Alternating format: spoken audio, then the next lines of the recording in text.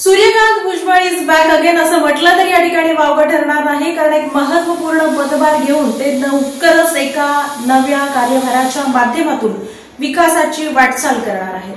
तत्कालीन उपमुख्य कार्यकारी अधिकारी ईशाधीन जयकंदे यांची कृषी मंत्री माणिकराव कोकाटे यांच्या ओएसटी पदी बदली झाल्यानंतर सोलापूर जिल्हा परिषद ग्रामपंचायत विभागाचे उपमुख्य कार्यकारी अधिकारी पद रिक्त होते. आता त्या जागेवर ग्रामविकास विभागाने धाराशिव जिल्हा परिषदेचे उपमुख्य कार्यकारी अधिकारी सूर्यकांत भुजबळ यांची नियुक्ती केली आहे.